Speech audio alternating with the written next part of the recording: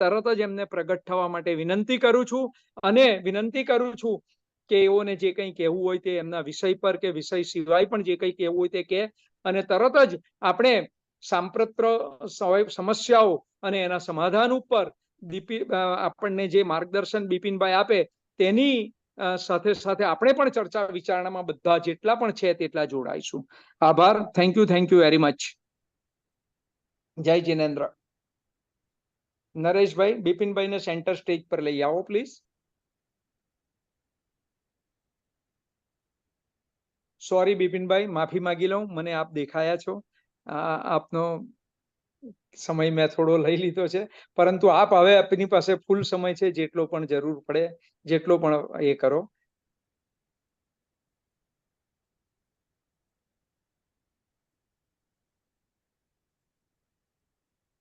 આપ સૌનો આભાર. મારો અવાજ બરાબર આવી રહ્યો છે? થોડો વીક છે સર. હવે આવે છે બરાબર?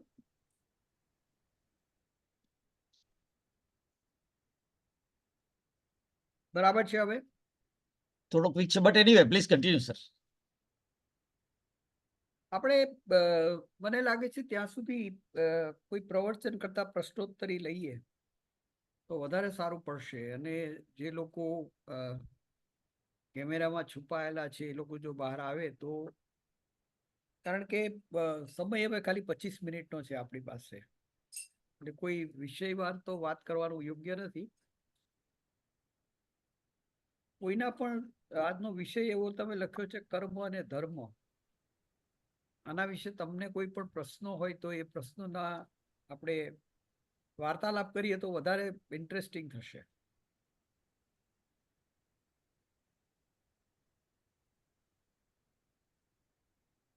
ભદ્રેશભાઈ, કોઈને કઈ પ્રશ્ન નથી કે?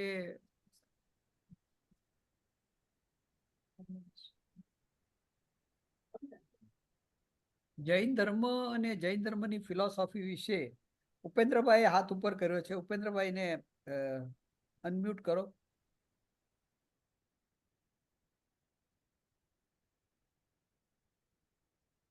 શૈલેષભાઈ પ્રણામ.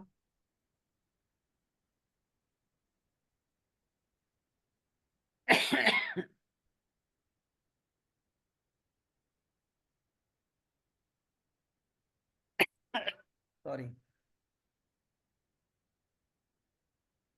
નરેશભાઈ, કોઈના પ્રશ્ન છે જ નહીં?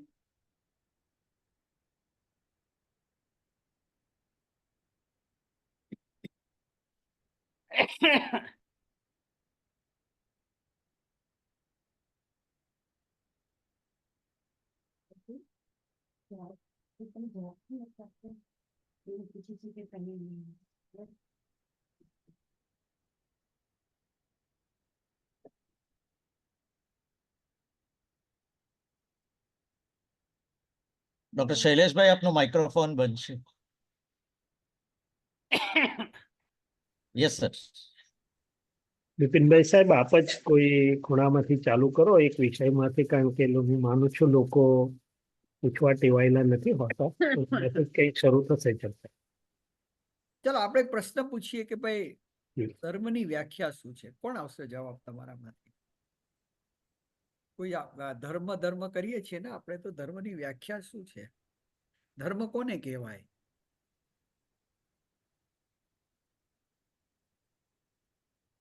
આકાશભાઈ છે, વિક્રમભાઈ છે, કોઈ લીનાબેન છે, વૈશાલીબેન છે, કનુભાઈ છે, અનન્યા છે, કોઈની પાસે જવાબ ખરો કે ધર્મ કોને કહેવાય?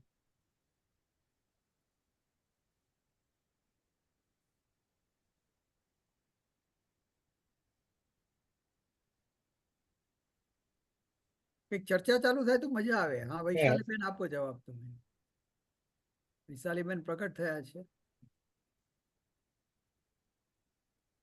લાઈટ ઓછી છે પણ ભલે એકાદ પ્રશ્નની ચર્ચા થાય, પણ ચર્ચા થાય એ વધારે ગમશે મને. ધર્મને બે ત્રણ અપેક્ષાથી જોઈ શકાય. વેદાંતમાં કયું ધારયતે ઇતિ ધર્મ, આપણે સાદી ભાષામાં કહીએ તો શુભાશુભમાં જે મને ધરી રાખે, આપણે પ્રેક્ટિકલ વ્યવહારની ભાષાથી શરૂ કર્યું છે ને, તો બરાબર કે અશુભમાંથી શુભમાં પરિણામમાં લઈ જાય એવી જે મારી સમજ, કારણ કે ઉર્ધ્વગામી અને અધોગામી બંને હોય, આ એકદમ સાદી ભાષા. બરાબર એટલે એક શાસ્ત્ર એવું પણ કે પરિણામ પામેનું નામ ધર્મ. અને જો પરમાર્થમાં જવામાં આવે તો વસ્તુનો સ્વભાવ એ જ એનો ધર્મ છે. એટલે કે આત્માનો આત્મ સ્વભાવ, પોતાના મૂળ સ્વભાવમાં આવવું એ છેલ્લો ધર્મ છે. એટલે શુભ અને અશુભ વાળો એક ભાગ થયો અને શુદ્ધ વાળો બીજો ભાગ થયો. અને આમ એક વ્યાખ્યા એવી પણ છે કે ધર્મ એ આખા બ્રહ્માંડને, લોકાલોકને ધરી રાખનારું જે શાશ્વત વૈજ્ઞાનિક સત્ય છે, સત કહો કે સત તત્વો છે, એ આખું ધર્મમાં સમાય છે એની જાણકારી. એટલે 3 રીતે જોઈ શકાય છે. અને એક તો વ્યવહાર પરિણામોના આધારે કયું સમજ કયું અજવાળું, બ્રહ્માંડના આખાય વૈજ્ઞાનિક સત્યો તત્વના આધારે, અને ત્રીજું વસ્તુનું મૂળ ગુણધર્મ, એ છેલ્લો ધર્મ છે કે આત્મધર્મમાં પરિણામ પામે. હવે સાહેબ આપ કહો. ના, બહુ સરસ શૈલેષભાઈ, ત્રણેય વ્યાખ્યાઓ સરસ છે. ધારે તીતિ ધર્મ, વસ્તુ સહાવો ધમ્મો અને પરિણામી ધર્મ. એક અહીંયા એક શબ્દ હું ઘણી વાર ઉમેરું છું, અને એ પણ વ્યવહારિક વ્યાખ્યા છે. ખાસ કરીને તો જૈનોએ પહેલા તો એ જાણવું જોઈએ કે વસ્તુ સહાવો ધમ્મોનો અર્થ શું છે. કારણ કે આપણે બોલીએ છીએ ઘણી વાર, પણ લગભગ લોકોને એનો અર્થ ખબર હોતી નથી. તમે જે કહ્યું એ પ્રમાણે કે વસ્તુનો જે સ્વભાવ છે, આપણે નાનપણમાં ગુજરાતીમાં ભણતા ગુણધર્મ, બિલકુલ કરેક્ટ. કોઈ વસ્તુનો જે સ્વભાવ છે એ એનો ધર્મ છે. અને અહીંયા જયારે જૈન ધર્મની વાત આવે ત્યારે આત્માના મૂળ સ્વભાવની વાત આવે. અને આત્માના મૂળ સ્વભાવ તરફ જવું કે જે વિતરાગી છે, એ વિતરાગી અવસ્થા તરફ જવું એને ધર્મ કહેવાય. આવી વ્યાખ્યા એક જૈન ધર્મની અંદર બહુ સરળ છે. હું પણ એક કૌટિલ્ય અર્થશાસ્ત્ર વાંચતો હતો એકવાર શૈલેષભાઈ, એમાં મને બહુ સરસ વ્યાખ્યા મળી. એ વ્યાખ્યા મને કેવી હંમેશા ગમે છે. એને એક શબ્દ વાપર્યો છે કે આપણે વારંવાર કહેતા હોય છે કે પતિ ધર્મ, પત્ની ધર્મ, પુત્ર ધર્મ, રાજ ધર્મ, પ્રજા ધર્મ. તો અહીંયા એને એક એવો અર્થ લીધો છે ધર્મનો, કે ધર્મનો અર્થ છે યોર ડ્યુટી, તમારી ફરજ શું છે. અને એને મેં થોડુંક મેં એને વૈચારિક રીતે જૈન ધર્મની અંદર એને કેવી રીતે મૂલતવું એવું મેં થોડુંક વિવેચન કર્યું. અને એમાં હું હંમેશા એમ કહું છું કે ફરજ ની જે વાત કૌટિલ્યએ કરેલી છે કે ધર્મ એટલે ફરજ. અહીંયા ફરજના 2 અર્થ લઈએ, મારી અન્ય પ્રત્યેની ફરજ અને મારી પ્રત્યેની ફરજ. અહિંસા છે એ અન્ય પ્રત્યેની મારી ફરજ છે, અને વિતરાગતા છે એ મારા તરફની ફરજ છે. જો ફરજ શબ્દનો આપણે ધર્મના સંદર્ભમાં લઈએ તો કે બીજાને કોઈ નુકસાન ન પહોંચાડવું એ અન્ય તરફની ફરજ, અને મારા આત્મામાં જે કષાયો છે એને દૂર કરવા એ મારા તરફની ફરજ. જો કે કૌટિલ્યએ આંતરિક ફરજની વાત નથી કરી, એને બાહ્ય વ્યવહાર ધર્મ છે, એને વ્યવહાર ધર્મની વાત કરેલી છે. તો આ એક જે 3 કઈ એમાં ચોથી વ્યાખ્યા હું હંમેશા ઉમેરતો. બરોબર છે. વ્યવહાર ધર્મ અને નિશ્ચય ધર્મ કહી શકો તમે, પ્રકૃતિ ધર્મ અને આત્મ ધર્મ પણ કહી શકો. There are so many avenues of the ધર્મ. બીજું અહીંયા આપણે લોકોને એ પણ કહેવું જોઈએ કે સામાન્ય રીતે ધર્મ નું અંગ્રેજી આપણે રિલિજિયન કરીએ છીએ, પણ they are not there. they are absolutely different words. Religion અને ધર્મ બહુ જુદા અર્થમાં છે. અને હું જ્યારે લખું ત્યારે જૈન ધર્મ શબ્દ જ લખું છું, જૈન રિલિજિયન નથી લખતો. કારણ કે રિલિજિયન નો અર્થ શું છે તે હું જરા સમજાવવાનો પ્રયત્ન કરું. રિલિજિયન શબ્દ જે છે એ રીલિગાડે, રી એટલે અગેન અને લિગાડે એટલે જોઈન, ફરી વાર જોઈન કરવું, એને રીલિગાડ એટલે કે રિલિજિયન કહેવાય છે. આ આખો શબ્દ જે છે તે પાશ્ચાત્ય સંસ્કૃતિનો છે. એટલે કે ક્રિશ્ચિયાનિટીમાં, ઇસ્લામમાં, જુડાઇઝમમાં કે ઝોરોસ્ટ્રિયનિઝમમાં એક કોન્સેપ્ટ છે. એ કોન્સેપ્ટ એવો છે કે શરૂઆત જ્યારે દુનિયાની ભગવાને કરી ત્યારે ખૂબ પવિત્ર હતી દુનિયા, અથવા તો એને પવિત્ર દુનિયાની શરૂઆત કરેલી. અને પછી એક બાઇબલની અંદર આપવામાં આવેલું છે કે એક બાજુ ભગવાન છે, ને બીજી બાજુ શૈતાન છે, એટલે ગોડ એન્ડ ડેવિલ. એવી એક વાત કરવામાં આવે અને ડેવિલ પછી પેલા હ્યુમન બીંગને, માણસને ખરાબ કરવાનો પ્રયત્ન કરે. એની શરૂઆત એડમથી થાય છે કે એડમ તો બિચારો એકલો હતો, ખૂબ પવિત્ર હતો, ગાર્ડન ઓફ ઈડનમાં એ ફરતો હતો, સરસ મજાના એપલ્સ ટ્રી હતા અને આનંદથી રહેતો હતો. એને કોઈ જાતની એનામાં કોઈ અપવિત્રતા હતી જ નહીં. હવે એને એકવાર કંટાળો આવ્યો એટલે ભગવાનને કહ્યું કે ભાઈ મને કંઈક કોઈ કંપની આપે, એવું મને તો કંટાળો થોડોક આવે છે. એટલે એને એની પાંસળીમાંથી, કહેવાય છે કે એડમની પાંસળીમાંથી એક સ્ત્રીનું સર્જન કર્યું, જેને આપણે ઈવ કહીએ છીએ. હવે એડમ અને ઈવ બે જણા ભેગા થયા, બહુ આનંદથી રહેતા હતા, બહુ પવિત્રતાથી રહેતા હતા, એમના વચ્ચે કોઈ વાસના કે એવું કઈ હતું જ નહીં. પણ પેલો ડેવિલ આવીને હંમેશા, એટલે પેલો ડેવિલ આવી એક સાપના સ્વરૂપમાં આવી અને ઈવને કે જો આ એપલનું ટ્રી છે ને એમાંથી તું એપલને તોડી કાઢ. તો કે ના, એપલ તો ભગવાને ના પાડી છે તોડવાની. એટલે એ પાછી વારંવાર એને પજવે છે કહી શકાય. અને છેવટે પેલી ઈવને લાગે છે કે ચાલ ને એક એપલ તોડવું, એ પ્રયત્ન કરે છે પણ એપલ એનાથી પહોંચાતું નથી ઝાડ સુધી. એટલે ઈવને કહે છે, ઈવ પ્રયત્ન કરે છે, પછી એડમને કહે છે. એડમ તો પેલા ના પાડે છે કે ભાઈ ભગવાનની આજ્ઞાની વિરુદ્ધ છે અને ભગવાનની આજ્ઞાની વિરુદ્ધ જે કંઈ હોય તે કરાય જ નહીં. પણ પછી પેલી સ્ત્રી હઠ જેવો શબ્દ આવે છે શૈલેષભાઈ ત્યાં. અને પછી એટલે ઈવની હઠને કારણે એડમ એક ફળ તોડે છે, Apple, which is called the plucking of the first Apple. અને એને એની ભાષામાં કહેવું છે કે this is the beginning of the scene, the first scene, SIN, SEEN નહીં, સીન એટલે પહેલું પાપ. આખી દુનિયામાં પહેલું પાપ એડમ કરે છે. અને એ કેવી રીતે કરે છે? તો કે ભગવાનની આજ્ઞાની વિરુદ્ધ જઈ અને એપલ એટલે કે જે સફરજનનું ઝાડ છે એ સફરજનને તોડે છે અને ત્યારથી પાપની શરૂઆત થાય છે. એ કહેવાય છે કે જેવું એ એપલ ટ્રીમાંથી એ એપલને તોડે છે એવો તરત એનામાં વિકાર ઉત્પન્ન થાય છે. અને પેલીને નગ્ન જોવે છે ઈવને, તો કે છે અરે તે કપડાં નથી પહેર્યા એમ. અને ત્યાંથી પાપની શરૂઆત થાય છે. આ બધા ધર્મો એમ માને છે કે ધીરે ધીરે ધીરે ધીરે ધીરે પાપ એટલું બધું વધતું ગયું કે જેનો કોઈ હિસાબ નથી. અને પાપ એટલું બધું વધ્યું શૈલેષભાઈ કે ભગવાન સાથેનો સંપર્ક તૂટી ગયો. હવે ભગવાન તો ખૂબ દયાળુ છે, એટલે ભગવાને કહ્યું કે ભાઈ આવું કેમ ચાલે, મારા બાળકો મારી જોડે સંપર્કમાં ન હોય એ તો યોગ્ય નથી. એટલે એને પોતાની પ્રતિકૃતિ અથવા તો પોતાનો સન, એટલે જેને આપણે જીસસ કહીએ છીએ, અથવા તો મોસેસ હોઈ શકે, અથવા તો મોહમ્મદ પૈગંબર હોઈ શકે, એ બધા પૈગંબરો છે. તો એવી એક પ્રતિકૃતિ અહીંયા મોકલી કે ભાઈ આ મારો દીકરો છે, મારું જ સ્વરૂપ છે અને મારું કામ કરવા માટે એને લોકોને સુધારવા માટે અહીંયા મોકલે છે. એટલે ઈસ્યુમાં ગણેશા લખ્યું કે he is born to wash your since, તમારા પાપને ધોવા માટે ઈસુ અહીંયા આવ્યા. અને એ આવી અને પછી ફરીવાર માનવ જાતિને એટલે કે મનુષ્યને ભગવાનની જોડે જોડે છે. ધેટ્સ વાય એ બધા ધર્મોને આપણે રિલિજિયન કહી શકીએ, બીકોઝ ધેર ઇઝ રીલિગાર્ડ. જે મનુષ્ય જાતિ ભગવાનથી બિલકુલ છૂટી પડેલી, એ બંનેને ફરીવાર ભેગી કરવાનો જે પ્રયત્ન થયો, એટલે એ શબ્દને ત્યાં રીલિગારે અથવા તો રિલિજિયન નામ આપવામાં આવ્યું. ભારતીય સંસ્કૃતિની અંદર આપણે ભગવાનથી ક્યારેય જુદા પડ્યા નથી, પડવાના નથી. માટે આપણા માટે આ રીલિગારે શબ્દ અથવા તો રિલિજિયન શબ્દ વાપરવો એ યોગ્ય નથી. માટે બને ત્યાં સુધી જો શક્ય હોય ત્યારે આપણે જૈન ધર્મ, બુદ્ધ ધર્મ, હિન્દુ ધર્મ શબ્દ વાપરવો. એને રિલિજિયન જેવું અંગ્રેજીકરણ કરીને આપણે શબ્દનો અર્થનો અનર્થ કરી નાખીએ છીએ. ચાલો આપણે એક બીજો પ્રશ્ન લઈએ અહીંયા કે કોઈ પણ ઘટના ઘટે એના મૂળમાં શું હોય? કર્મની વાત આવે છે ને, એટલે કોઈ જવાબ આપશે? કોઈ પણ ઘટના ઘટે, શૈલેષભાઈ તો બધું જ જાણે છે પણ મને ભદ્રેશભાઈ તમે જવાબ આપો. કોઈ પણ ઘટના ઘટે એના મૂળમાં શું હોય?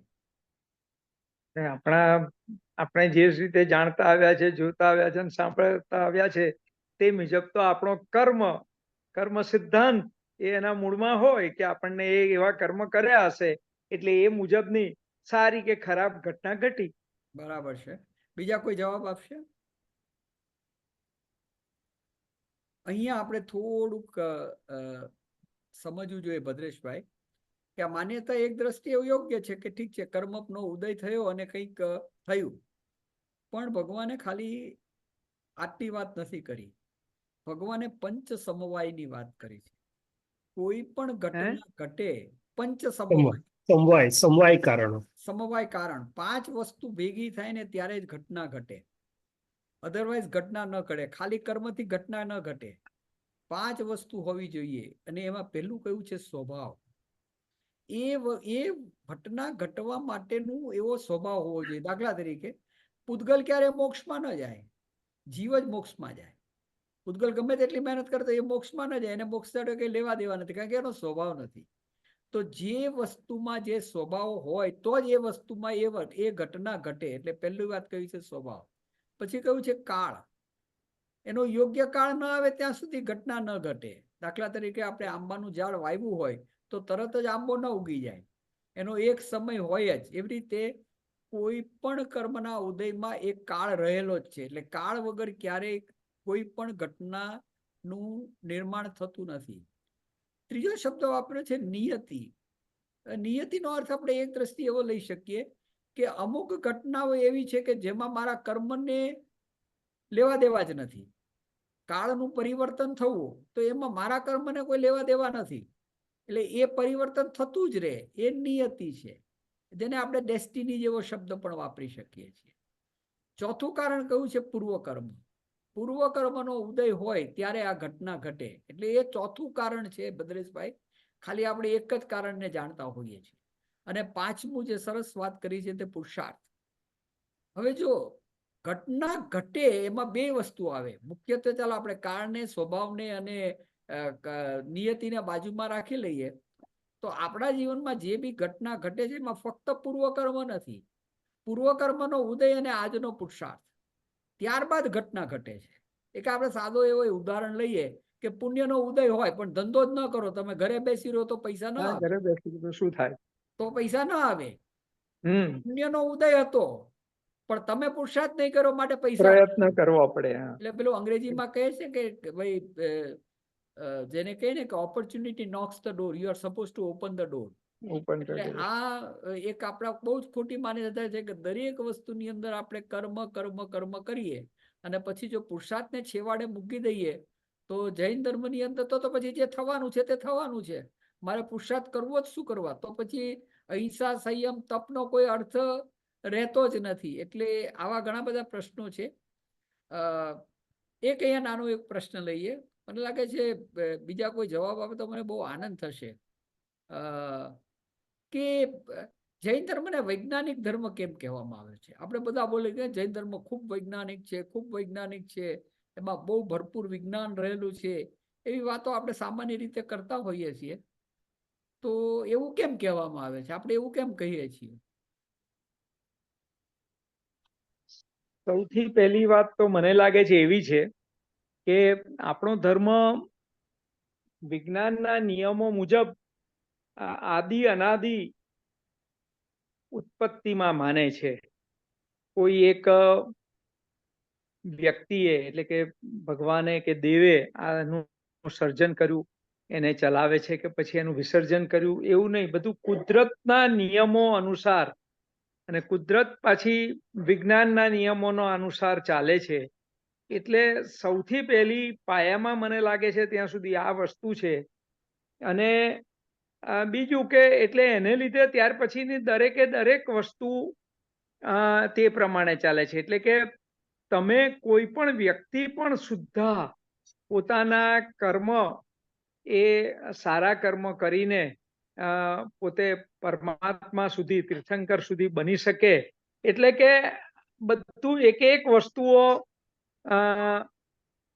કોઈ નિયમ મુજબ કોઈ કરે છે તે મુજબ નહીં, પરંતુ કુદરતી રીતે અને વૈજ્ઞાનિક રીતે થાય છે. આ તો એક જનરલ વાત થઈ. બાકી દરેકે દરેક વસ્તુઓમાં કદાચ આ વસ્તુ સમાયેલી હશે.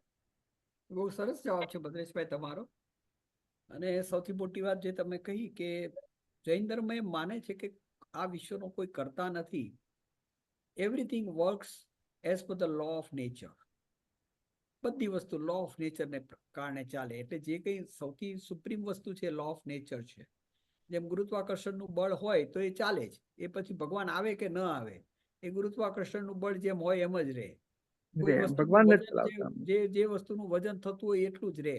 એમાં કઈ ભગવાન વચ્ચે ક્યાંય આવી ન શકે એવા પ્રકારની માન્યતા જે જૈન ધર્મમાં છે, એ એક વાત છે. એટલે લો ઓફ કર્મા જે છે ને એ પણ લો ઓફ નેચર છે. કર્મનો જે સિદ્ધાંત છે ને અથવા તો કર્મનું વિજ્ઞાન આપણે એમ જાણીએ. એટલે હું જ્યારે આ જૈન ધર્મ વૈજ્ઞાનિક છે એની વાત કરતો હોય ને ત્યારે એને 3 ભાગમાં ડિવાઈડ કરું છું.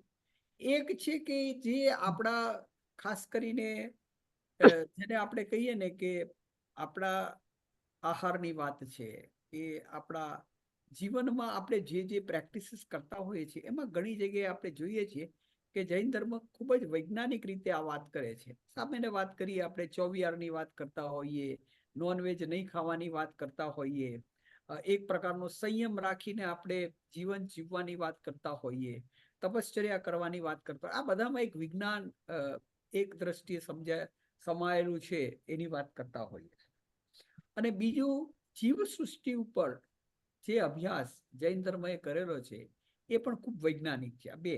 પણ સૌથી મોટી વાત હું હંમેશા એ કહું છું કે આપણે જૈન ધર્મની અંદર સૌથી મોટી વાત વૈજ્ઞાનિક હોવાની સૌથી મોટી વાત મને જે લાગે છે એ છે કે આખો જૈન ધર્મ આપણું જીવન, પૂર્વનું જીવન, આવનારું જીવન, અંતિમ લક્ષ્ય શું હોઈ શકે, એ બધાની વાત જ્યારે કરે છે ને ત્યારે આપણને 2 વસ્તુથી સમજાવે છે કે એક બાજુ આત્મા છે અને બીજી બાજુ કર્મના પૂતગલો અથવા તો કર્મના પાર્ટિકલ્સ છે. આપણે જે કંઈ છીએ એ આ બંનેના સંબંધની વાત છે. પૂર્વજન્મ હોય, આજનો જન્મ હોય, આજે જે મળ્યું છે એની વાત હોય, નથી મળ્યું એની વાત હોય, એ દરેક જગ્યાએ એક જ વસ્તુ છે, આત્મા અને કર્મ વચ્ચેનો સંબંધ અથવા તો આત્મા અને કર્મ. હવે એક બાજુ કોન્શિયસનેસ છે જેને આપણે જોઈ શકતા નથી અને બીજી બાજુ કાર્મિક પાર્ટિકલ છે જે બંને અવસ્થામાં છે. સૂક્ષ્મ અવસ્થામાં પણ છે અને પ્રગટ અવસ્થામાં પણ છે. જેમ નામ કર્મ આપણું અત્યારે પ્રગટ અવસ્થામાં છે. તો એ રીતે આખું વિજ્ઞાન કે હવે હું શું થઈશ, પહેલા હું શું હતો, અને મારે આજે એક સાતાવેદનીય કે અસાતાવેદનીય કર્મની વાત કરીએ તો કે મારે મોક્ષ પ્રાપ્ત કરવો હોય અથવા તો મારે એકદમ પવિત્ર થવું હોય, શુદ્ધ થવું હોય તો મારે શું કરવું.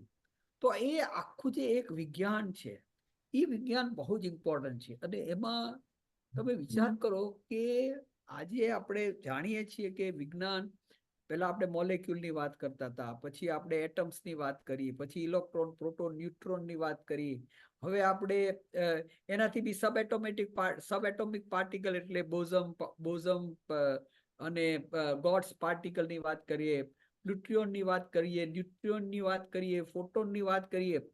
તો એક જે આપણે ગ્રોસ પાર્ટિકલમાંથી જે સૂક્ષ્મ તરફ જઈ રહ્યા છીએ ને, તીર્થંકર પરમાત્મા તો એમ કહ્યું કે તું અત્યારે જે પાર્ટિકલને ઓળખે છે ને એ તો ગ્રોસ છે, એનાથી બી સૂક્ષ્મથી સૂક્ષ્મ કર્મના વળગણા છે અથવા તો કર્મના પાર્ટિકલ્સ છે. અને એમાં દ્વિસ્પર્શીય પાર્ટિકલ, ચતુર્સ્પર્શીય પાર્ટિકલ અને અષ્ટસ્પર્શીય પાર્ટિકલ, એવું એક સરસ વિજ્ઞાન આપણને આપેલું છે કે દ્વિસ્પર્શીય અને દ્વિસ્પર્શીય પાર્ટિકલ ખાલી પરમાણુમાં જ હોઈ શકે. ચતુર્સ્પર્શીય પાર્ટિકલ્સ એ આપણે ક્યારે આપણી ઇન્દ્રિયોથી જોઈ શકતા નથી. અને 4 એના જે 8 સ્પર્શની વાત કરી છે ને, એ પૂતગલના 8 સ્પર્શમાંથી 4 સ્પર્શ હોય. ખાલી જેને 8 સ્પર્શ હોય એ જ વસ્તુ આપણે જોઈ શકીએ. જોઈ શકીએ એટલે કાં તો અનુભવી શકીએ, જોઈ શકીએ એટલે આપણી એકાદ ઇન્દ્રિયોથી એને ગ્રહણ કરી શકીએ. અને એ વિજ્ઞાનમાં જ્યારે પણ આત્મા કોઈ પણ પ્રકારની પ્રવૃત્તિ કરે ત્યારે આમાંના એક પાર્ટિકલ જે સમગ્ર વિશ્વની અંદર ફેલાયેલા છે એ બધા પાર્ટિકલમાંથી જે કાર્ય આપણે કર્યું હોય એ કાર્ય પ્રમાણે એ પાર્ટિકલો આત્મા ગ્રહણ કરીને એમાં સંગ્રહી રાખે. જેને ગ્રહણ કરે એટલે આપણે આશ્રવ કહીએ, એમાં સંગ્રહી રાખે અને આપણે બંધ કહીએ. અને પછી જ્યારે ઉદયમાં આવે ત્યારે કંઈક એક પરિણામ આપે છે, જેને આપણે કહીએ કે ભાઈ કર્મનો ઉદય થયો અને અત્યારે આમ થયું. તો આ રીતે એક અદ્ભુત વિજ્ઞાન કે જેને આપણે કહી શકીએ, ભલે આજે વિજ્ઞાન એ તરફ પહોંચી નથી શક્યું. વિજ્ઞાન is not yet understood what is consciousness. કેવી રીતે પ્રગટ થાય છે એ પણ આપણને ખબર નથી, અને કાર્મિક પાર્ટિકલ કેવા છે એ પણ ખબર નથી. પણ વિચાર કરો કે 2600 વર્ષ પહેલા કોઈ પરમાત્માએ આવી અદ્ભુત વાત કરી. અને 15મા સૂત્ર વાંચીએ આપણે, 15મા સૂત્ર વાંચીએ તો, અને ભગવતી સૂત્રની અંદર જે આ પરમાણુની જે ડિટેલિંગ કરેલી છે, ઇટ્સ અ માઇન્ડ બોગલિંગ. કોઈ પણ જાતના માઇક્રોસ્કોપ કે કોઈ પણ જાતના વૈજ્ઞાનિક ઉપકરણો સિવાય આટલું અદ્ભુત વિચારવું, લખવું, અને પાછા એમાં કયા પાર્ટિકલ સ્નિગ્ધ હોય પાર્ટિકલ અને ઋણ પાર્ટિકલ હોય તો એ કેવી રીતે જોડાય, કયા સંજોગોમાં જોડાય, એનું આખું જે વિજ્ઞાન આપેલું છે ને, એટલા માટે મને હંમેશા એમ લાગે છે કે જૈન ધર્મને વૈજ્ઞાનિક ધર્મ કહેવા માટે સૌથી મોટી વાત, કર્મ એક બાજુ અને કોન્શિયસનેસ બીજી બાજુ, અથવા તો આત્મા એક બાજુ અને કર્મ એક બાજુ, આત્મા અને કર્મના સંબંધનો જે વૈજ્ઞાનિક વાત જૈન ધર્મએ કરેલી છે એવી અન્ય કોઈ ધર્મમાં નથી. મેં બધા ધર્મોને લગભગ આપણે વાંચેલા છે. એટલે બહુ સરસ વિષય છે. સમયની મર્યાદાઓ છે. આપણે ક્યારેક કર્મ વિજ્ઞાન ઉપર એક આખું જ જેને કહીએ ને કે ચેપ્ટર તો નહીં, પણ મને લાગે છે કે આ વખતે હું પર્યુષણમાં કર્મ વિજ્ઞાન 6-7 લેક્ચર્સ કન્ટિન્યુઅસલી લેવાનો છે. કન્ટિન્યુઅસલી પહેલે જ દિવસથી શરૂ કરશું. કર્મ શું છે, કર્મના પાર્ટિકલ્સની વ્યાખ્યા શું છે, કયા કયા પ્રકારના કર્મ છે, એ કઈ રીતે બંધાય છે, એ બંધાવાના નિયમો શું છે. ઉત્તરાધ્યાન સૂત્રની અંદર 5મા ચેપ્ટરની અંદર આનું બહુ શોર્ટમાં વર્ણન કરવામાં આવેલું છે. ઉમા સ્વાતિજીએ કરેલું છે, પણ એનું વિસ્તૃત વર્ણન આપણને ભગવતી સૂત્રમાં અને પન્નવા સૂત્રમાં મળે છે. તો એની થોડી વાતો કરશું, અને ત્યાર પછી 9 તત્વોને પકડીને આશ્રમ, સંવર અને નિર્જરા એ 3 ઉપર વાત કરીને છેવટે મોક્ષ કેવી રીતે પ્રગટ થાય, એટલે વૈજ્ઞાનિક વાત કરશું. નોટ કે એમાં કે ભાઈ તમે ઉપવાસ કર્યો તો ઉપવાસથી થયું શું, તો ઉપવાસને કારણે તમે ભાવ સહિત જો ઉપવાસ કરેલો હોય તો તમારા આટલા કર્મો ખરી જાય છે, અને નવા કર્મનો બંધ પડતો નથી. સામાયિક કરો તો તમને શું થાય, પ્રતિક્રમણ કરો તો તમને શું થાય. આવી બધી જે વાતો જે છે કે આત્મા અને કર્મના સંબંધની, એ ખૂબ જ અદ્ભુત હોય. આપણે ક્યારેક સમય મળશે તો કરશું ચર્ચાના. બહુ મને હંમેશા એમ જ લાગે કે સાંભળવું એ કરતા ચર્ચામાં ભાગ લઈ, અને ચર્ચામાં ભાગ લ્યો તો અમને પણ વધારે કંઈક સમજાય, અને તમને સમજાવવાની અમને એક મજા આવે. સમયની મર્યાદા છે, 10:30 વાગી ગયા છે. ક્યારેક સમય મળે ત્યારે આપણે કર્મ, ધર્મ. સાહેબ, આપણે 11 વાગ્યા સુધી તો દરરોજ જ ચાલે છે આ વ્યાખ્યાનમાલા. એટલે હજુ આપણી પાસે 15-20 મિનિટ તો બહુ સહેલાઈથી છે. બલકે ગઈકાલે પણ શૈલેષભાઈ, ડોક્ટર ભંડારી જોડે એક વાત કરી. હું એમ કહેતો હતો આપને, સાહેબ બિપિનભાઈ, કે ઉમા સ્વાતિજીએ બરાબર છે, પરંતુ જે ફિઝિકલ સાયન્સ અથવા તો આપણે જેને ગ્રહો ને બધી વસ્તુઓ, અથવા તો મેરુ પર્વત ને બધું જે કંઈ વર્ણન કર્યું છે સ્વર્ગ અને નર્કલોકના પ્લેસીસનું, એ કંઈ સમજ નથી પડતી. મેં વાંચવા આખો ઉમા સ્વાતિજીનો ગ્રંથ પ્રયત્ન કર્યો, પણ એ ખ્યાલ નથી આવતો ખરેખર. કારણ કે હવે આજે તો આપણે છે ને તે પૃથ્વીથી દૂર રોકેટોમાં જઈને પૃથ્વીને જોઈ શકીએ છીએ.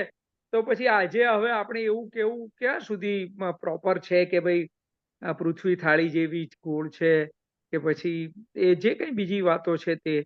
એટલે હવે આપણે જોઈ શકીએ છીએ આજે તો હવે રોકેટમાં જઈને કે ભાઈ પૃથ્વી એ દડા જેવી ગોળ છે, વચ્ચેથી સહેજ પહોળી છે, બંને ધ્રુવ પરથી સહેજ સાંકડી છે. આવી ઘણી બધી વસ્તુઓ જે બધા આ આપણા મેરુ શિખર કે પછી લવણ સમુદ્ર. અહીંયા મારો જવાબ તમને બહુ સરળ જવાબ છે. 2 વસ્તુઓ, કોસ્મોલોજી અને ટાઈમ સાયકલ. એ એક રીતે કહેવા જઈએ તો અમે યુનિવર્સિટીમાં આ વસ્તુ બહુ ભણાવતા જ નથી. અમે યુનિવર્સિટીમાં આ વસ્તુઓ ભણાવતા જ નથી. અમે જૈન ફિલોસોફીની જ વાત કરીએ છીએ. જૈન કોસ્મોલોજી અને જૈન ટાઈમ સાયકલ. કારણ કે it looks obsolete even to anybody. Even આજના જે ઘણી ખરા જે વિદ્વાનો છે, ડોક્ટર ભંડારી જેવા પણ હોય છે, તે હંમેશા વિચાર કરીએ છીએ તો કે ભાઈ આપણા શાસ્ત્રોમાં આવ્યું ક્યાંથી. પહેલા તો પ્રશ્ન એ આવે ને કે આપણા શાસ્ત્રોમાં આવ્યું ક્યાંથી. તમે કોક વાર છે ને વિચાર કરજો, એક નેટ ઉપર જઈને જોજો હિન્દુ લોકો શું વિચારે છે. નર્ક અને સ્વર્ગની કલ્પના, દેવલોકની કલ્પના, અથવા તો બુદ્ધ ધર્મ શું વિચારે છે. આ બધા ધર્મોમાં છે ને લગભગ ઘણી બધી વસ્તુઓ કોમન છે. ભલે ત્યાં પછી પેલું બ્રહ્માંડ કહીને બ્રહ્મના અંડમાંથી નીકળેલું આખું વિશ્વ દેખાડે છે. આપણે બ્રહ્મના અંડને નથી દેખાડતા, બાકીનું એમને જે કહ્યું છે ને એવું જ બધું દેખાડીએ છીએ. એટલે મને એમ લાગે છે કે આ દરેક ધર્મની અંદર અનેક વસ્તુ એવી આવેલી છે કે જે ખરેખર વૈજ્ઞાનિક નથી, અને આપણે બહુ જ હું પૂછું કે એક માનભેર કે સન્માનભેર દરેક જગ્યાએ આપણા શાસ્ત્રમાં લખાયેલું બધું જ સાચું જ છે, અને એને મારી મચડીને પુરવાર કરવાનો જે પ્રયત્ન ચાલી રહ્યો છે ને, એનાથી કદાચ ધર્મની જે મૂળ વાત છે એને નુકસાન થઈ રહ્યું છે. ધર્મ શું છે? ધર્મ બહુ સરસ આઈ થિંક 10 વૈકાલિક સૂત્રની અંદર સાદી વ્યાખ્યા આપી દીધી. ધમ્મો મંગલ મુક્તિઠમ અહિંસા સંયમો તવો. હવે અહીંયા મેરુ પર્વતની વાત નથી આવતી. તું અહિંસા સંયમ અને તપ દ્વારા તારા આત્માની શુદ્ધિ કર અથવા તારા જીવનને સમૃદ્ધ બનાવ, એ ધર્મ છે. અને પછી એમાં આપણે આ બધી વાતોને એટલી બધી ગૂંચવી નાખી છે. આજે તમે કહ્યું સાચી વાત છે. કોઈ પણ બાળકને આપણે આ વાત ચાલુ કરીએ એટલે એને ખબર, એ પછી આ એક ખોટી વાતને કારણે બધાને બધું જ ખોટું કે પછી કે આ ખોટું છે એટલે માટે બધું જ ખોટું હશે. તો હું વિવેક બુદ્ધિ વાપરીને હંમેશા એમ કહું છું કે આવી બધી વસ્તુઓથી છોકરાને પણ કેવું કે let's be bold enough to tell કે નહીં ભાઈ, this does not match with science.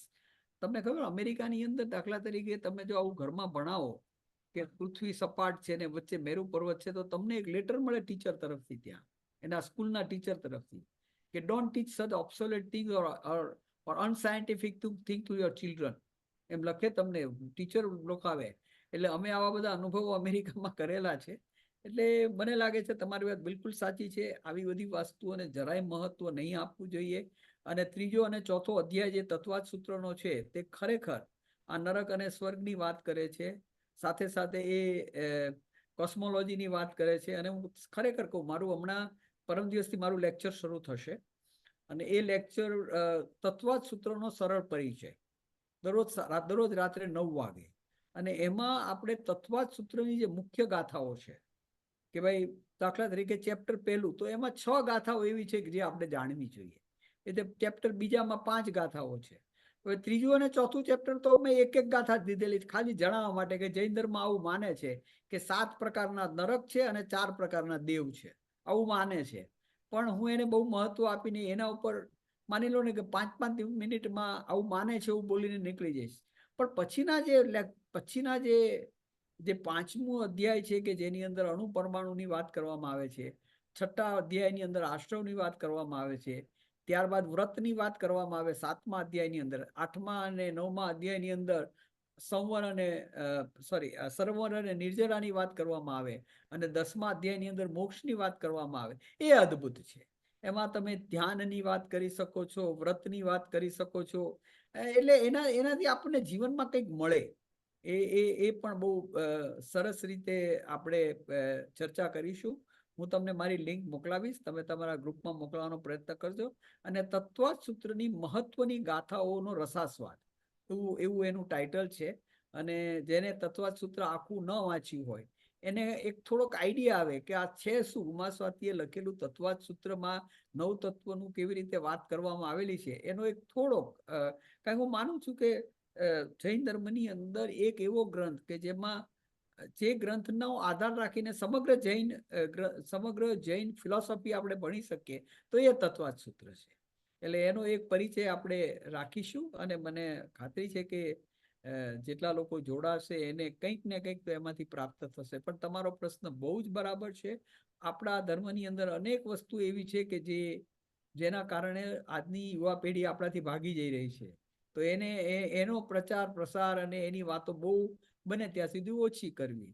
અને શૈલેષભાઈને પણ ખબર છે, અમે લોકો છે ને સામાન્ય રીતે જે આજના જીવનમાં ઉપયોગી છે, કે ભાઈ પર્યાવરણની રક્ષા કેવી રીતે કરવી, મારા શરીરની રક્ષા કેવી રીતે કરવી, મારા સ્વાસ્થ્યની રક્ષા કેવી રીતે કરવી. How can I have the best relationship amongst the people by following Jain principles. How can I manage my wealth. અમે એક જૈન ચાર્ટર એકાઉન્ટન્ટ્સ ફેડરેશન છે, ને એમાં મેં 7 વિષયો નક્કી કરેલા છે. બહુ જ જુદા પ્રકારના જ વિષયો, સાવ જુદા પ્રકારના. દાખલા તરીકે ઇકોનોમિક્સ ઓફ તીર્થંકર મહાવીર, હવે એવો શબ્દ. કન્ઝ્યુમરિઝમ, કારણ કે બધા ચાર્ટર એકાઉન્ટન્ટ છે. કન્ઝ્યુમરિઝમ, એથિકલ પ્રેક્ટિસીસ, તો એ બધી વાતો કરવાના છીએ. હવે એ ચાર્ટર એકાઉન્ટન્ટનું આખું એક ફોરમ છે, એમાં અમે એવા વિષયો નક્કી કર્યા છે. એટલે યસ, જૈન ધર્મની અંદર બહુ પછી જેને કહીએ ને કે આપણે ધાર્મિક કરીને એટલા બધા ગૂંચવાઈ ગયા છીએ કે જૈન ધર્મની મુખ્ય વાતને આપણે ભૂલી ગયા છીએ. એટલે ઘણીવાર પછી છે ને સાહેબજી, ઘણીવાર પછી આપણે જ્યારે કોઈ તમારા જેવા વિદ્વાનને કે ક્યાં તો સાહેબજીને પૂછીએ છે ને, તો અલ્ટિમેટલી એમ આવે કે તો ભગવાનને જે કૈવલ્ય જ્ઞાન થયું પછી એમણે કહેલું છે ને આગમોમાં લખાયેલું છે, આ વાત છેલ્લે આવે એટલે આપણે ત્યાં ફંડામેન્ટલ જેવી વાત પણ થઈ હું- જાય છે ઘણીવાર. હું એવું અને નથી કહેતો. હા, હું પછી હંમેશા એમ કહું મારા છું જેવો કે કોઈ પૂછે પણ ખરો કે આગમ જ તો કંઠસ્થ 920 વર્ષ સુધી રહ્યા છે ને એક કંઠેથી બીજે કંઠે ગયા છે, અને એનું ખરેખર જ્યારે એની લિપિમાં ઉતરાયા અથવા તો કાગળ પર ઉતરાયા તો 920 વર્ષ પછી છે. એટલે આ વાતને ઘણી એવું વાર છે પછી ભદ્રેશભાઈ, આપણે મૌન કરી દેવું પડે મારી તો છે. મોક્ષની વ્યાખ્યા બી જુદી છે. મારી તો સર્વજ્ઞની વ્યાખ્યા પણ જુદી છે. હા, શૈલેષભાઈ, મને કોઈ પૂછે ને કે સર્વજ્ઞ એટલે શું, તો આપણે સામાન્ય રીતે કહીએ ને કે દરેક પદાર્થની અંદર દરેક પદાર્થની દરેક દ્રવ્યનું અનંત પર્યાયોનું અનંત કાળનું જ્ઞાન. હવે આ તો મારા મગજમાં ક્યારે બેસે નહીં, અને બેસતું આજે પણ નથી. એટલે મને કોઈ એમ કહે ને કે કેવળ જ્ઞાન એટલે શું, તો હું હંમેશા એમ કહું કે જો ભાઈ તારો પ્રોબ્લેમ શું છે, તો કે તારો પ્રોબ્લેમ દુઃખ છે. બધાને આપણો બધાનો પ્રોબ્લેમ અનહેપીનેસ છે, દુઃખ છે. તો કે દુઃખમાંથી સુખમાં પરિવર્તિત કરવા માટે જે જ્ઞાન પૂર્ણ જ્ઞાન છે કે જેનાથી વ્યક્તિ સંપૂર્ણ રીતે દુઃખમાંથી સુખમાં પરિવર્તિત થઈ શકે છે, એ જ્ઞાનને કેવળ જ્ઞાન કહેવાય. એને પછી રોકેટ કેવી રીતે બનાવવું એ આવડવાની જરૂર નથી. એને પછી એને કોમ્પ્યુટર આવડવાની જરૂર નથી. કઈ છોકરા પૂછે એટલે શું ભગવાનને કોમ્પ્યુટર આવડતું હતું, ભગવાનને બધું જ્ઞાન હતું, તો કે એ જ્ઞાનની જરૂર નથી. ભગવાને ખાલી એટલું શીખડાવ્યું આપણને કે જે તું દુઃખની હાલતમાં છું એમાંથી તારે જો સુખમાં પરિવર્તિત થવું હોય તો આ કરજે, એ ધર્મ છે. અને એમને કરી બતાવ્યું, એ મોક્ષ છે.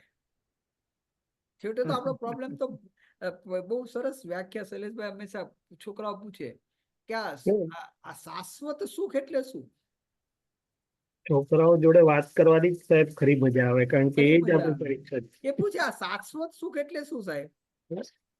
હવે આ સિવાય આ તો બહુ માની લો કે ગહન વાતો છે, પણ આ સિવાય કેટલાક છે ને સાહેબ તે પ્રેક્ટિકલ પણ પ્રશ્નો છે.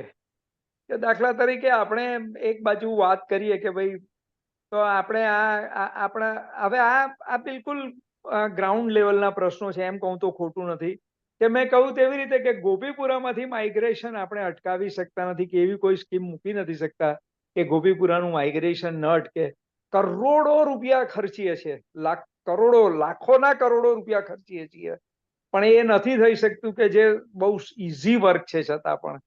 તેવી જ રીતે આજે આપણી જે રીતે વસ્તી ઘટતી જાય છે સખત, અને જે આક્રમણો બહારથી થઈ રહ્યા છે અને જે આપણો ઇતિહાસ બતાવે છે આ છેલ્લા 500,000 વર્ષનો, તેની સામે કેમ આપણે ટકી રહેવું, એ આપણો સૌથી મોટો આજનો યક્ષ પ્રશ્ન છે.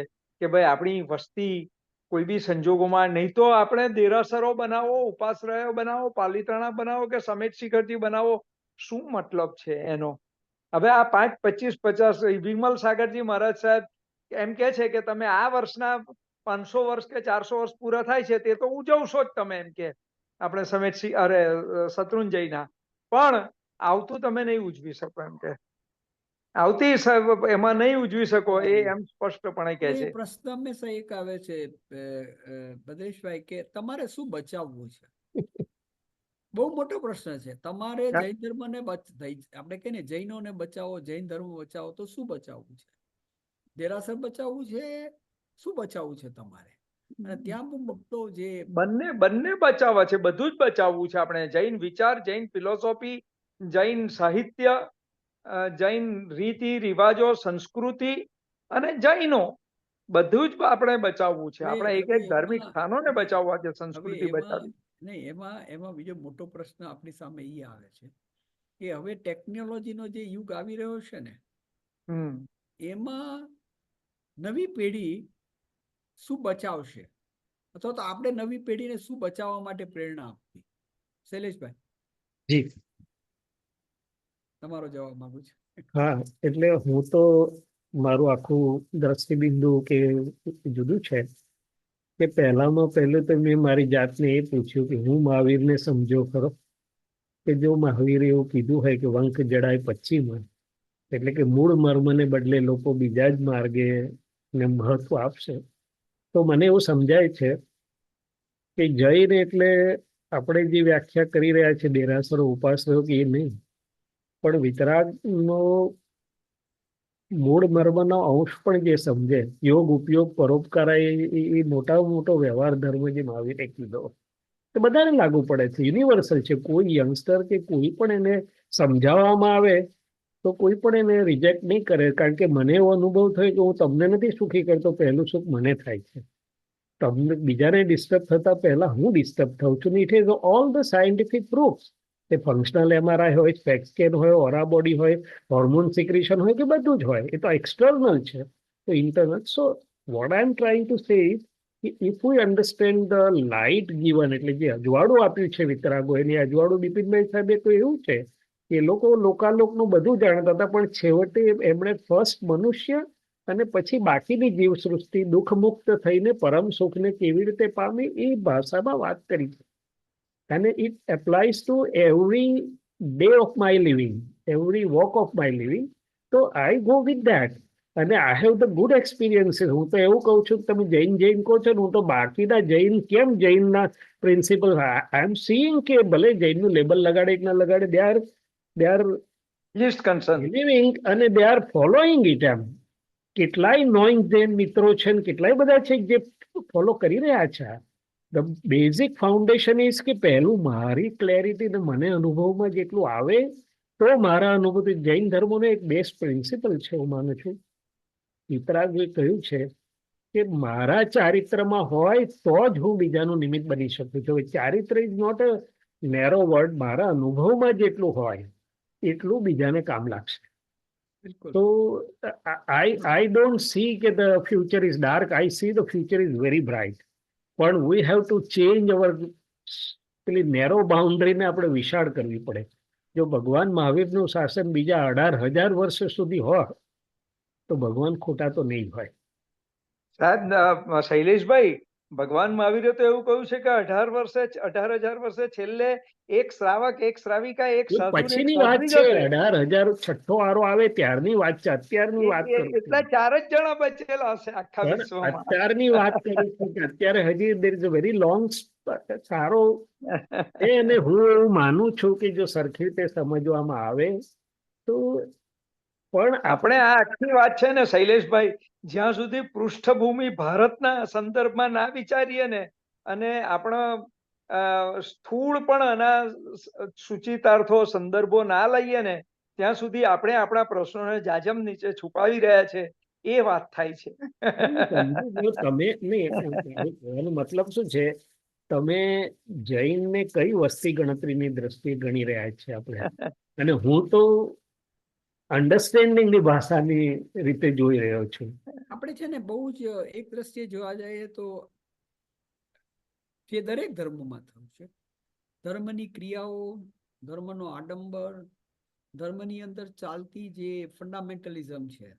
દાખલા તરીકે નાનપણ દરેક ધર્મ એમ શીખડાવે કે મારા જેવો શ્રેષ્ઠ ધર્મ કોઈ જ નથી. હા, એટલે પતી ગયું. એટલે પતી ગયું. એકાંતિક. કે મારો ધર્મ શ્રેષ્ઠ છે, હિન્દુ માને મારો ધર્મ શ્રેષ્ઠ છે, અને જૈનો માને કે મારો ધર્મ શ્રેષ્ઠ છે.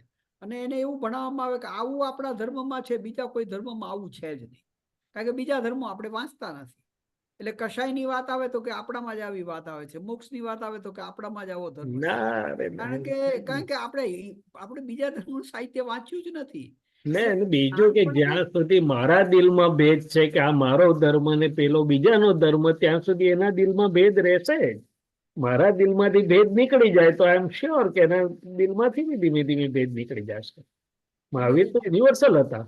એટલે ભદ્રેશભાઈ છે ને, આખી એક આપણે જે છેલ્લા ઘણા વર્ષોથી જોઈ રહ્યા છીએ, જે આપણી પરંપરાની અંદર જે ખરેખર ન થવું જોઈએ એ જ થઈ રહ્યું છે. આપણે કહીએ ને કે એક દાખલો લઈએ, આપણે કહીએ સ્થાનકવાસી પરંપરાની શરૂઆત થઈ તો લોકાશાહે એમ કહ્યું કે ભાઈ આ મૂર્તિ પૂજાને કારણે એટલા બધા આડંબરો થઈ રહ્યા છે. તો એ તમે વાડીલાલ મોહનલાલ શાહની બુક વાંચો તો તમને એમ લાગે કે એ વખતે જે વાડીલાલ મોહનલાલ શાહે લખ્યું છે અત્યારે બધું થઈ જ રહ્યું છે પાછું પરિવાર એમ. કે ધર્મસ્થાનને આજે એક અહંકારનું, ધર્મસ્થાનને પોતાના દેખાવ કરવાનું, દરેક જગ્યાએ ખૂબ જ કાં તો એવા પ્રકારની તપશ્ચર્યાઓ, ક્રિયાઓ, અથવા તો એવા ફંડ ફાળા, એની અંદર જ માણસ એટલો બધો માની લે છે કે આ ધર્મ કહેવાય બસ. ધર્મનો મૂળ જે શૈલેષભાઈએ કહ્યું કે આમ તો ધર્મના બે જ શબ્દ ભગવાને સૌ સરસ વાપર્યા છે, હા. અહિંસા અને અપરિગ્રહ. આના સિવાય બીજું કઈ અનેકાંતે એક દ્રષ્ટિકોણથી જુદી રીતે જોઈએ તો કે ભાઈ તું અહિંસક બન. અહિંસક એટલે શું? તારા આત્માના ગુણોનો નાશ નહીં કર અને બીજી જીવ સૃષ્ટિનો નાશ નહીં કર. અહિંસાની આટલી જ નાની વ્યાખ્યા છે, પણ એમાં તો આપણે મારી મચડીને એને એવું બધું એટલું બધું એમાં ઉમેર્યું કે સારા માણસને સાદું સમજવું હોય તે ન સમજી શકે. અને અપરિગ્રહનો અર્થ મિનિમાલિઝમ છે કે ભાઈ તને જે કંઈ મળ્યું છે ને એનો તું નેચરલ રિસોર્સિસ છે, લિમિટેડ નેચરલ રિસોર્સિસ છે, એનો તું સંતોષમાં બહુ વિવેકપૂર્વક ઉપયોગ કરીશ તો તારી નવી પેઢીને કંઈક બચશે, નહીં તો એની પાસે કંઈ બચશે નહીં. અને અહિંસાનો મુખ્ય ભાવ તો જ્યારે મેં હમણાં એક શૈલેષભાઈ એક વાત કરી હતી કે ભાઈ અહિંસા શાને માટે પાડવી જોઈએ? એ બીજા માટે નથી. અહિંસા મારા પોતાના માટે છે, Yes. મારા અસ્તિત્વ માટે છે.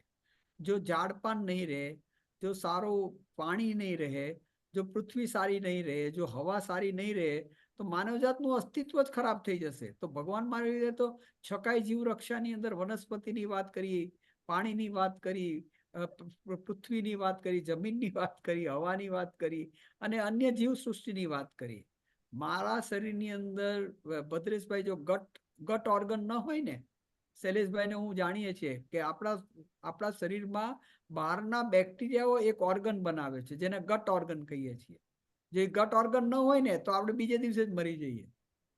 એટલે આપણું પરસ્પરોપગ્રહો જીવાનંદની જે વાત આવે છે ને કે આ જીવ સૃષ્ટિમાં એક જીવ બીજા જીવ ઉપર કેટલો આધારિત છે એનું આપણે ડિટેલમાં જો વાંચીએ ને તો આપણને એમ લાગે કે બીજા જીવને મારવામાં મારું જ મરણ છે અથવા તો મારું જ અસ્તિત્વ જોખમાય છે. ખરું તો ભગવાને એ જ કહ્યું છે કે તું બીજાની હિંસા નથી કરતો, તારું પોતાનું ભાવ મરણ થાય છે. આ તો બહુ સ્થૂળ હિંસાની વાત છે. ભગવાને તે કોઈ ક્રોધમાન માયેલો રાગ દ્વેષ એ કશાયો એ તારા પોતાના આત્માની હિંસા થઈ રહી છે તેને તું અટકાવ, બરાબર તારું ભાવ મરણ અટકાવ તો તારા આપણા આનંદનો મારો મૂળ આનંદ ખુલ્લો પ્રગટ થશે તો જ પ્રગટ થશે. અને બીજું કે હું જેટલો કોઈને માટે દુઃખદાયક છું એટલો મારા પર આવરણો વધે છે. હું સાદી ભાષામાં કહું તો જાડો થઈ જાઉં અંદર, એટલે ઇનસેન્સિટિવ થઈ જાઉં, એટલે મારું જ્ઞાન મને સમજ જ ના પડે અંદર.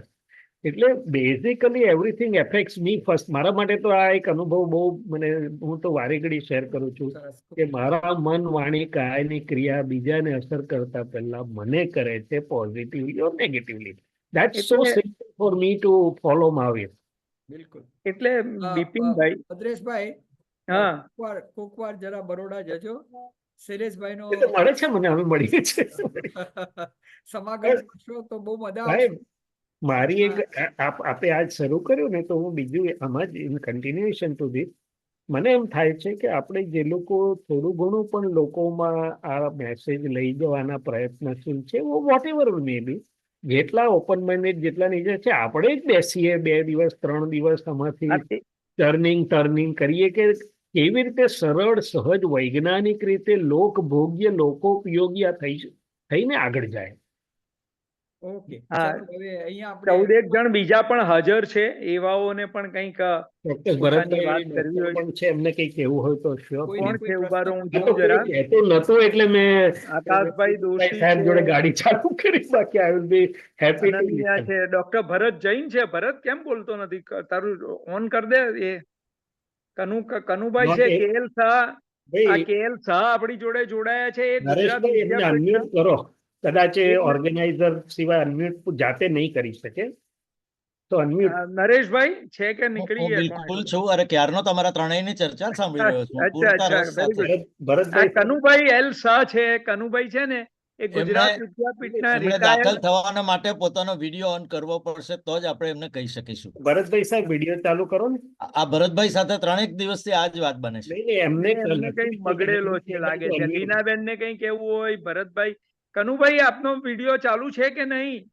આપ એવું માની શકો કે આ લોકોના ફોન ઓન છે, એ લોકો એની આસપાસ નથી, અથવા તો તંદ્રામાં મેસેજ લખ્યું છે કે I am not able to unmute. આજે આજે આપણે અહીંયા મારે જરા રિટાયર થવું પડશે. હા, ના આપણે હવે જરા અમે પણ આભાર વિધિ કરી લઈએ, કારણ કે અમારું હવે આ ભીખ 5મું પર્યુષણ વ્યાખ્યાન માળા પૂરી થાય છે. જે પણ રીતે મૂલવીએ તે રીતે આ પર્યુષણ માળાના માં અમને જે પ્રશ્નો નડ્યા અથવા તો જે અનુભવો થયા એ વિશિષ્ટ હતા. એક વખત તદ્દન જ તકલીફ થઈ ગઈ હતી. આજનું બી બહુ મુશ્કેલીમાં અમે બધું ક્રિએટ કરી શક્યા છે, છતાં આ પર્યુષણ વ્યાખ્યાનમાળા થઈ અને એના દરેક વ્યાખ્યાનો અમે યુટ્યુબ ઉપર લોડ કરી શક્યા. એ ખૂબ મોટી ઉપરવાળીની અમારા પર આશીર્વાદ છે. અને અમે વર્ષો આ કામ વધુ સરળતાથી સારી રીતે અને વધુ લોકો સુધી પહોંચી શકીએ એવા અમને આશીર્વાદ આપો. અમે ઘણી બધી પરંપરાઓ શરૂ કરવા માંગી હતી કે આજના દિવસે એટલે કે આ પર્યુષણ વ્યાખ્યાન માળા દ્વારા આપણે માત્ર ખાલી વ્યાખ્યાન નહીં પરંતુ બહુ જ જરૂરિયાતની જીવદયાની કે પછી હોસ્પિટલોની માનવ દયાની એવી કંઈક સંસ્થાઓને માટે કોઈ ફંડ પણ આના થ્રુ કરવાની અમારી એ હતી. શરૂઆતના 2-3 વર્ષ પછી અમે બીજા બધા પ્રશ્નોમાં જ અટવાયેલા રહ્યા. આજે આપણી વચ્ચે એકચ્યુઅલી વાઇસ ચાન્સેલર પણ ઉપસ્થિત થવાના હતા. સુરતના બહુ જાણીતા ભરતભાઈ શાહ, છાંયડોના ચેરમેન, એ પણ આપણી વચ્ચે ઉપસ્થિત થવાના હતા, પણ ગમે તે કારણોસર એ પણ નથી ઉપસ્થિત થઈ શક્યા. તો આપ સર્વેનો હું ખૂબ આભાર માનું છું. અને આપ બધા વધુમાં વધુ અને જે અમે યુટ્યુબ ઉપર આ વ્યાખ્યાનો મૂકીએ તેને વધુમાં વધુ લોકો સુધી પહોંચાડજો. આવતે વર્ષે તમે મેક્સિમમ આ વ્યાખ્યાનમાળામાં લોકો જોડાય તે પણ જોજો અને અમને જે પણ રીતે મદદરૂપ થઈ શકો તે રીતે તમામ રીતે મદદરૂપ થજો.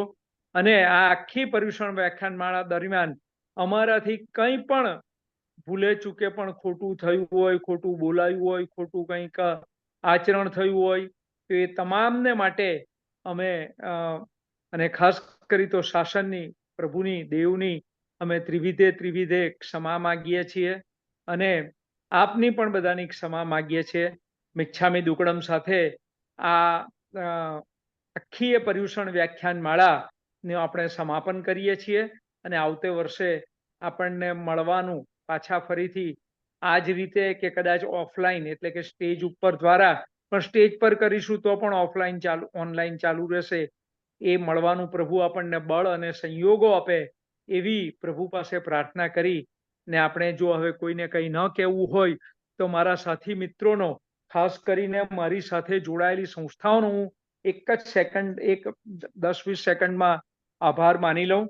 મારા જે સંયોજકો છે શ્રી જયેન્દ્રભાઈ મોરખિયા, નીતાબેન શાહ, મનીષાબેન મહેતા, અલ્પાબેન શંકલા, અમિતાબેન શાહ, સુધાબેન શાહ, પારુલ શાહ, કૌશિકભાઈ શાહ, હેમાંશુભાઈ શાહ, મનીષાબેન શાહ, મનીષ શાહ, જૈન સોશિયલ ગ્રુપના સુરતના પરિવારના આગેવાન, નીતિન શાહ એ શ્વેતાંબર સંઘના અહીંયાના પ્રમુખ હતા છે, CA નિકુંજભાઈ શાહ, આશિતભાઈ ગાંધી કે જેઓ ઘણું આ ગોપીપુરાના પ્રશ્નો માટે લડત આપી રહ્યા છે, મનીષભાઈ પાનવાલા દિગંબર સમાજના અગ્રણી છે, જિજ્ઞેશભાઈ સંઘવી આપણે સ્થાનકવાસી સમાજના અગ્રણી છે, વસંતભાઈ શાહ જોગાણીનગર જૈન સંઘના અગ્રણી છે, નીતાબેન પણ જોગાણીનગરના અને સિનોર જૈન સંઘના અગ્રણી છે, અલકાબેન શંખલા તેરાપંથી સમાજના અગ્રણી છે,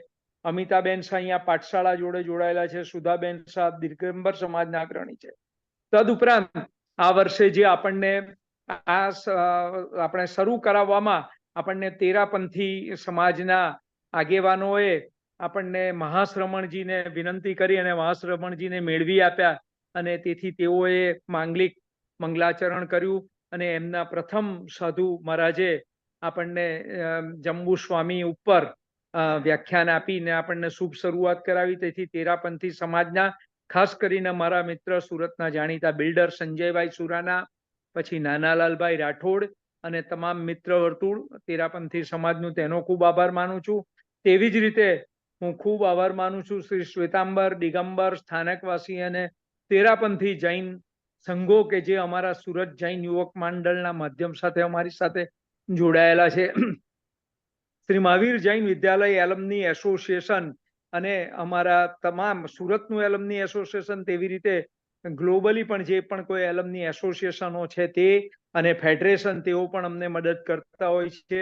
શ્રી જૈન શ્વેતાંબર મૂર્તિ પૂજક યુવક સંઘ, મહાસંઘ, તે પણ અમને મદદ કરતું હોય છે. ભદ્ર આશ્રમ અને પ્રાર્થના સંઘ એ મારી સાથે સંકળાયેલી સંસ્થાઓ છે અને એમનો અહીં આશ્રમ છે. જીવન ભારતી મંડળ, કે જ્યાં 20,000 થી પણ વધુ વિદ્યાર્થીઓ ભણે છે, તે જીવન ભારતી મંડળ. જોગાણીનગર જૈન સંઘ એ એક અમારી આ ટાઉનશીપ છે અને એનો આખો મોટો સંઘ છે. તે સંઘની સાથે અમને મદદ કરે છે. શિનોર સંઘ એ મારો પોતાનો સંઘ છે કે જ્યાં હું નેટિવ જ્યાંથી આવ્યો છું, શિનોરથી, તે સમાજ અને સંઘ.